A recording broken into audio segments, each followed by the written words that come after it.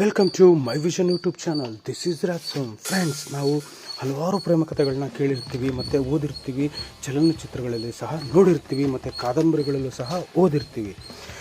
ನಾವು ಪ್ರೇಮಿಗಳ ಹೆಸರು ಹೇಳಿ ಅಂದರೆ ಯಾರ್ದು ಹೇಳ್ತೀವಿ?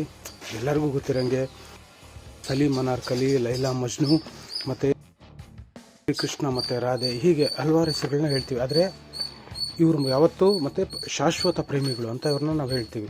ಇದ್ರ ಜೊತೆಗೆ ಇನ್ನೊಂದು ಹೆಸರೇ ದೇವದಾಸ್ ಮತ್ತು ಪಾರ್ವತಿ ಅಂತ. ಈ ದೇವದಾಸ್ ಮತ್ತು ಪಾರ್ವತಿ ಕೊನೆಯವರೆಗೂ ಶಾಶ್ವತವಾಗಿ ಜನರ ಮನಸ್ಸಿನಲ್ಲಿ ಉಳ್ಕೊಂಡ್ಬಿಡ್ತಾರೆ. ಅದಕ್ಕೆ ಏನು ಕಾರಣ, ಮತ್ತು ಈ ದೇವದಾಸ್ ಪ್ರೇಮ ಮತ್ತು ಪಾರ್ವತಿಯ ಪ್ರೀತಿಯ ಕಥೆ ಏನು ಮತ್ತು ಯಾತಕ್ಕೋಸ್ಕರ ಇದು ಇಷ್ಟೊಂದು ಪ್ರಸಿದ್ಧಿ ಆಯಿತು ಅಂತ ನಾವು ತಿಳ್ಕೊಳ್ಳೋಕ್ಕೆ ಟ್ರೈ ಮಾಡೋಣ ಈ ವಿಡಿಯೋ ಮೂಲಕ. ದೇವದಾಸ್ ಇದು ಬೆಂಗಾಳಿ ಭಾಷೆಯ ಕಾದಂಬರಿಯಾಗಿದೆ. ಇದನ್ನು ಬರೆದವರು ಶರತ್ ಚಂದ್ರ ಚಟರ್ಜಿ ಅಂತ. ಇವರೊಬ್ಬ ಫೇಮಸ್ಸು ಕವಿ. ಇದು ಮತ್ತು ದೇವದಾಸ್ ಪಾರ್ವತಿ ಒಂದು ದುರಂತ ಪ್ರೇಮ ಕಥೆ. ದೇವದಾಸ್, ಪಾರ್ವತಿ, ಚಂದ್ರಮುಖಿ, ಭುವನ್ ಚೌಧರಿ, ಹೀಗೆ ಇದು ಈ ಕಾದಂಬರಿಯ ಮುಖ್ಯ ಪಾತ್ರಧಾರಿಗಳು. ಈ ಕಾದಂಬರಿ ವಿಶೇಷ ಏನಪ್ಪ ಅಂದರೆ, ಈ ಕಾದಂಬರಿನ 20 ಸಲ ಚಲನಚಿತ್ರ ಮಾಡಲಾಗಿದೆ. ಅಂದರೆ ಒಂದು ಕತೆ ತಗೊಂಡು 20 ಸಲ ಚಲನಚಿತ್ರ ಮಾಡಬೇಕು ಅಂದರೆ ಆ ಕಥೆಯ ವಿಶೇಷತೆನ ನಾವೇ ಅರ್ಥ ಮಾಡ್ಕೋಬೇಕಾಗತ್ತೆ. ಮತ್ತು 5 ಸಲ ನಾಟಕದಲ್ಲಿ ಈ ಕಥೆನ ಬಳಕೆ ಮಾಡಿದ್ದಾರೆ. 1928ರಿಂದ ಹಿಡಿದು 2021 ತನಕ 20 ಸಲ ಇದನ್ನು ಚಲನಚಿತ್ರವಾಗಿ ಬಿಡುಗಡೆ ಆಗಿದೆ. ಈ ಕಾದಂಬರಿ ಚಲನಚಿತ್ರವಾಗಿ ಬಿಡುಗಡೆ ಆಗಿದೆ. ಇದರಲ್ಲಿ ದಿಲೀಪ್ ಕುಮಾರ್, ಅಂದರೆ ಟ್ರಾಜಿಡಿ ಕಿಂಗ್ ಅಂತಲೇ ಕರಿತೀವಿ, ದಿಲೀಪ್ ಕುಮಾರ್ ಮತ್ತು ಅಕ್ಕಿನೇನಿ ನಾಗೇಶ್ವರ ರಾವ್ ಮತ್ತು ಶಾರುಖ್ ಖಾನ್, ಅಮಿತಾಬ್ ಬಚ್ಚನ್ ಮುಂತಾದವರು ಈ ಕಥೆಗಳಲ್ಲಿ ಅಭಿನಯಿಸಿದ್ದಾರೆ, ದೇವದಾಸಾಗಿ ಅಭಿನಯಿಸಿದ್ದಾರೆ. ಈ ಕತೆ ಬೆಂಗಾಳಿ, ಉರ್ದು, ಹಿಂದಿ, ತಮಿಳು, ತೆಲುಗು, ಅಸ್ಸಾಂ, ಹೀಗೆ ಹಲವಾರು ಭಾಷೆಗಳಲ್ಲಿ ಚಲನಚಿತ್ರ ಆಗಿ ಮೂಡಿಬಂದಿದೆ. ಫ್ರೆಂಡ್ಸ್, ಏನು ಈ ಕತೆ ಇಷ್ಟೊಂದು ಫೇಮಸ್ ಯಾಕೆ ಅಂತ ತಿಳ್ಕೊಳಕ್ಕೆ ಹೋದರೆ, ದೇವದಾಸ್ ಮತ್ತು ಪಾರ್ವತಿ ಇಬ್ಬರು ಒಂದು ಬಂಗಾಳಿ ಬ್ರಾಹ್ಮಣ ಮನೆಯಲ್ಲಿ ಜನಿಸಿರ್ತಾರೆ. ಇಬ್ಬರು ದೇವದಾಸ್ ಮನೆ ತುಂಬ ಶ್ರೀಮಂತವಾಗಿರ್ತಾರೆ. ದೇವದಾಸ್ ಮನೆ ಕಡೆ ಪಾರ್ವತಿ ಮನೆಯವರು ಅಷ್ಟು ಅಂತಸ್ತಲ್ಲಿ ಕಮ್ಮಿ ಇರ್ತಾರೆ. ಈ ದೇವದಾಸ್ ಮತ್ತು ಪಾರ್ವತಿ ಮನೆ ಅಕ್ಕಪಕ್ಕನೇ ಇರುತ್ತೆ.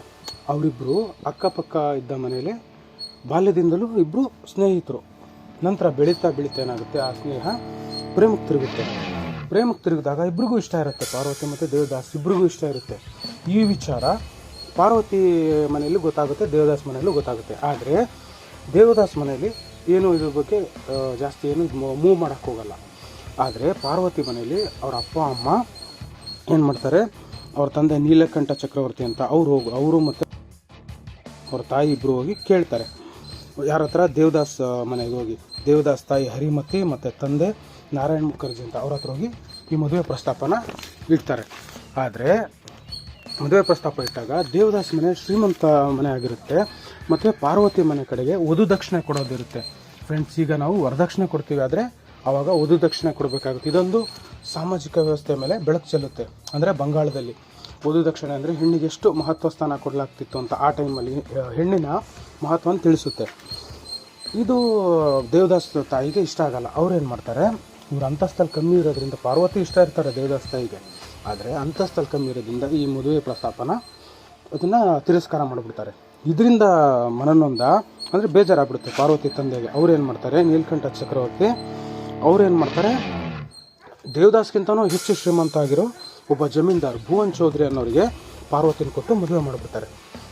ಆ ಒಂದು ಉಲ್ಲೇಖದ ಪ್ರಕಾರ ಪಾರ್ವತಿ ಮತ್ತು ದೇವದಾಸ್ ಹತ್ರ ಹೋಗ್ಬಿಟ್ಟು ಪಾರ್ವತಿ, ಹಿಂದಿನ ದಿನ ನಾವು ಇಬ್ಬರು ಎಲ್ಲಾದರೂ ಹೋಗಿ ಓಡೋಗಿ ಮದುವೆ ಆಗೋಣ ಅಂತ ಕೂಡ ಕೇಳಿರ್ತಾರೆ. ಆದರೆ ದೇವದಾಸ್ ಅದಕ್ಕೆ ಒಪ್ಪಿರಲ್ಲ. ಈ ಮದುವೆ ಆಗಿದ ತಕ್ಷಣ ದೇವದಾಸ್ ಏನು ಮಾಡ್ತಾನೆ, ಬೇಜಾರಾಗ್ಬಿಟ್ಟು ಕಲ್ಕತ್ತಾಗೆ ಹೋಗ್ಬಿಡ್ತಾನೆ. ಅಲ್ಲಿ ಕಲ್ಕತ್ತಾಕ್ಕೆ ಹೋಗಿ ಅಲ್ಲೋದಾಗ ಈ ಥರ ಅಂದರೆ ಫ್ರೆಂಡ್ಸ್ ಎಲ್ಲೋ ಒಂದು ಕಡೆ ಹೋಗಿರ್ತಾರೆ. ಒಬ್ಬರು ಚಂದ್ರಮುಖಿ ಅಂತ ಒಂದು ವೇಶ್ಯೆಯ ಪ್ರವಾಸಕ್ಕೆ ದೇವದಾಸ್ ಬೀಳ್ತಾರೆ. ಅಂದರೆ ಅದು ವೇಶ್ಯೆ ಅಂತ ಹೇಳಕ್ಕೆ ಸರಿಯಾಗಲ್ಲ. ಆ ವೇಶ್ಯನ ಪದ ಬಿಟ್ಟು ಚಂದ್ರಮುಖಿಯನ್ನು ಒಬ್ಬರು ಫ್ರೆಂಡ್, ಈಗ ಲಿವಿಂಗ್ ಟುಗೆದರ್ ಇದ್ದಂಗೆ ಒಬ್ಬಳು ಫ್ರೆಂಡ್ ಪರಿಚಯ ಆಗ್ಬಿಡ್ತಾಳೆ. ಅವ್ರ ಜೊತೆನೇ ಕಾಲ ಕಳೀತಾನೆ. ಕುಡಿಯೋದು ವಿಪರೀತ ಕುಡಿತ ಮತ್ತು ಚಂದ್ರಮುಖಿ ಜೊತೆ ಹೀಗೆ ಕಾಲ ಕಳೀತಾ ಇರ್ತಾನೆ. ಆದರೂ ಪಾರ್ವತಿನ ಮರೆಯೋಕ್ಕಾಗಲ್ಲ. ಕುಡಿದು ಕ್ರಮೇಣ ತುಂಬ ವೀಕ್ ಆಗಿ ಹೋಗ್ಬಿಟ್ಟಿರ್ತಾನೆ ದೇವದಾಸು. ವೀಕ್ ಆಗೋಗಿದ್ದಾಗ ಏನಾಗುತ್ತೆ, ಕೊನೆಗೆ ಇನ್ನೂ ಪಾರ್ವತಿ ನೆನಪು ಜಾಸ್ತಿ ಆಗ್ತಾನೇ ಹೋಗುತ್ತೆ. ಫ್ರೆಂಡ್ಸ್, ಪ್ರೀತಿ ಅಂದ್ರೇ ಹಂಗೆ. ಅಂದರೆ ಪ್ರೀತಿಗೆ ಯಾವುದೇ ಆದ ಒಂದು ಸ್ವಂತ ಡೆಫಿನೇಷನ್ ಇಲ್ಲ. ನಾವು ಪ್ರೀತಿ ಇದೇ ಥರ ಮಾಡಬೇಕು ಅನ್ನೋದಿಲ್ಲ. ಒಬ್ಬೊಬ್ಬರು ಒಂದೊಂದು ಥರ ಮಾಡ್ತಾ ಹೋಗ್ತಾರೆ. ಪ್ರೀತಿನ ವ್ಯಾಖ್ಯಾನ ಮಾಡೋಕ್ಕಾಗಲ್ಲ. ಅದೇ ಥರ ದೇವದಾಸ್ತು ಇದೇ ಥರ ಪ್ರೀತಿ. ಕುಡಿದು ಅವಳು ಮರೆಯೋಕ್ಕೆ ನೋಡ್ತಾರೆ. ಯಾವುದೇ ಕಾರಣಕ್ಕೂ ಮರೆಯೋಕ್ಕಾಗಲ್ಲ ದೇವದಾಸ್ ಕೈಲಿ ಪಾರ್ವತಿನ. ಚಂದ್ರಮುಖಿನಿ ಎಷ್ಟೇ ಪ್ರಯತ್ನ ಪಟ್ಟರು ದೇವದಾಸ್ನ ಮನಸ್ಸಿಂದ ಪಾರ್ವತಿನ ತೆಗಿಯೋಕ್ಕಾಗಲ್ಲ. ಕ್ರಮೇಣ ಇನ್ನೇನು ಫುಲ್ ವೀಕ್ ಆಗಿಬಿಡ್ತಾನೆ ದೇವದಾಸ್. ಇನ್ನೇನು ಸಾವು ಹತ್ರ ಬರುತ್ತೆ ಅನ್ನೋ ಅಷ್ಟರಲ್ಲಿ ಏನು ಮಾಡ್ತಾನೆ, ದೇವದಾಸು ಪಾರ್ವತಿಗೆ ಹೇಳಿ ಕಳಿಸ್ತಾನೆ, ನಾನು ನಿನ್ನ ಸಾಯೋದ್ರೊಳಗೆ ಕೊನೆ ಬಂದು ನೋಡಬೇಕು. ಅದಕ್ಕೆ ಪಾರ್ವತಿ ಸಹ ಒಪ್ಕೊಳ್ತಾರೆ. ಆದರೆ ಮದುವೆ ಆಗಿರುತ್ತೆ. ಆ ಟೈಮಲ್ಲಿ ಸಾಮಾಜಿಕ ವ್ಯವಸ್ಥೆ ಇದಕ್ಕೆ ಆಸ್ಪದ ಕೊಡ್ತಿರಲ್ಲ. ಬಂಗಾಳ ಮೊದಲೇ ಸ್ಟ್ರಿಕ್ಟ್ ಸಾಮಾಜಿಕ ವ್ಯವಸ್ಥೆ ಇರುತ್ತೆ, ಜಾತಿ ವ್ಯವಸ್ಥೆ ಇರುತ್ತೆ. ಮದುವೆ ಆದ ಹೆಣ್ಣ ನೋಡೋಕ್ಕೂ ಸಾಧ್ಯ ಇರ್ತಿರಲಿಲ್ಲ ಆ ಟೈಮಲ್ಲಿ. ಆದ್ರೂ ಪಾರ್ವತಿ ಒಪ್ಕೊತಾಳೆ ದೇವದಾಸನ ಪ್ರೀತಿಗೋಸ್ಕರ. ದೇವದಾಸ ಅವಳನ್ನ ನೋಡೋಕ್ಕೆ ಅಂತ ಅವ್ರ ಊರಿಗೂ ಸಹ ಬರ್ತಾನೆ. ಅವತ್ತದು ರಾತ್ರಿ ಸಮಯ ಮತ್ತು ಚಳಿಗಾಲ ಬರ್ತಾನೆ. ಅದನ್ನು ಗೊತ್ತಾಗುತ್ತೆ ದೇವದಾಸ್ ಬಂದಿದ್ದಾನೆ ಅಂತ. ದೇವದಾಸ್ ಬಂದು ಅವ್ರ ಮನೆ ಬಾಗಿಲ ಹತ್ರನೇ ಇರ್ತಾನೆ, ಅಂದರೆ ಗೇಟ್ ಹತ್ರ, ಕಾಂಪೌಂಡ್ ಗೇಟ್ ಹತ್ರನೇ ಮಲಗಿರ್ತಾನೆ. ಫುಲ್ಲು ವೀಕ್ ಆಗಿ ಹೋಗ್ಬಿಟ್ಟಿರ್ತಾನೆ. ಇನ್ನೇನು ಸಾವು ಹತ್ರ ಬರುತ್ತೆ ಅನ್ನೋ ಅಷ್ಟರಲ್ಲೇ ಈ ವಿಚಾರ ತಿಳಿದು ಪಾರ್ವತಿ ಸಹ ಓಡಿ ಬರ್ತಾಳೆ. ಓಡಿ ಬರೋ ಅಷ್ಟರಲ್ಲಿ ದೇವದಾಸ್ ಸತ್ತೋದ ಅಂತ ಅವಳಿಗೆ ಮಾಹಿತಿ ಗೊತ್ತಾಗುತ್ತೆ. ಅವಳು ಇನ್ನೇನು ಓಡಿ ಬರ್ತಾ ಇರ್ತಾಳೆ, ಇವನು ನೋಡಬೇಕು ಅಂತ ಮನೆಯಿಂದ ಹೊರಗಡೆ. ಅಲ್ಲಿ ಅವಾಗ ಜಮೀನ್ದಾರ್ ಮನೆ ಅಂದರೆ ದೊಡ್ಡ ಕಾಂಪೌಂಡ್ ಇರುತ್ತೆ, ಗೇಟ್ ಇರುತ್ತೆ. ಇದು ಒಂದು ಟ್ರೆಡಿಷನ್ ಇರುತ್ತೆ. ಇವಳಿಲ್ಲೇನು ನೋಡೋಕ್ಕೆ ಅಂತ ಬರಬೇಕು. ಆ ಜಮೀನ್ದಾರ್ ಮನೆ ಕೆಲಸದವರು ಬಾಗಿಲನ್ನ ಮುಚ್ಚಿಬಿಡ್ತಾರೆ, ಅಂದರೆ ಗೇಟ್ನ ಮುಚ್ಚಿಬಿಡ್ತಾರೆ. ಅಲ್ಲಿಗೆ ದೇವದಾಸ್ನ ಕೊನೆಯ ತನಕ ಅವಳು ಮಾತಾಡ್ಸೋಕ್ಕೂ ಆಗಲ್ಲ, ನೋಡೋಕ್ಕೂ ಆಗಲ್ಲ. ದೇವದಾಸ್ ಇದೇ ಒಂದು ಯೋಚನೆಯಿಂದನೇ ಪ್ರಾಣ ಬಿಟ್ಟಿರ್ತಾನೆ. ಇದು ಶಾಶ್ವತವಾಗಿ ಉಳಿದೋಗ್ಬಿಡ್ತಾರೆ ಇಬ್ಬರು, ದೇವದಾಸ್ ಮತ್ತು ಪಾರ್ವತಿ. ಒಬ್ಬರನ್ನೊಬ್ಬರನ್ನ ಕೊನೆ ಟೈಮಲ್ಲಿ ನೋಡ್ಕೊಳ್ಳೋಕ್ಕಾಗದೆ ಇರಂಗೆ ಏನು ಹೇಳಬೇಕು ಅಂತ ಅಂದ್ಕೊಂಡಿದ್ನೇನೋ ದೇವದಾಸು, ಅದನ್ನು ಹೇಳೋಕ್ಕಾಗಲ್ಲ. ಇದು ಫ್ರೆಂಡ್ಸ್ ಪಾರ್ವತಿ ಮತ್ತು ದೇವದಾಸ್ ಇಬ್ಬರ ನಡುವಿನ ರೋಚಕ ಪ್ರೇಮ ಕಥೆ ಮತ್ತು ಅತ್ಯಂತ ದುರಂತ ಪ್ರೇಮ ಕಥೆ. ಇದು ಅಂದರೆ ಈ ಒಂದು ಅಂತಸ್ತು ಯಾವ ಥರ ಪ್ರೇಮಿಗಳನ್ನ ದೂರ ಮಾಡುತ್ತೆ ಅಂತ. ಪ್ರೀತಿಗೆ ಯಾವುದೇ ರೀತಿ ಅಂತಸ್ತಿರಲ್ಲ. ಆದರೆ ಈ ಕಥೆಯಲ್ಲಿ ಅಂತಸ್ತಿನ ಮೂಲಕ, ಅಂದರೆ ಅಂತಸ್ತು, ಐಶ್ವರ್ಯ, ಶ್ರೀಮಂತಿಕೆ ಮೂಲಕ ಇಬ್ಬರು ಬೇರೆಯಾದ ಪ್ರೇಮಿಗಳ ಒಂದು ವಿರಹ ಕಥೆ.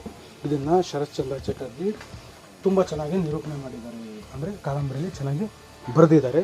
ಈ ಕಥೆ ಈಗಲೂ ಒಂದು ಸಿನಿಮಾದ ಉತ್ತಮ ಈಗ ಬೇಕಿದ್ದ ಫಿಲಮ್ ಈ ಕಥೆನ, ಕಾದಂಬರಿನ ಚಿತ್ರಗಳಿಗೆ ಬಳಸ್ಕೋಬೋದಾಗಿದೆ.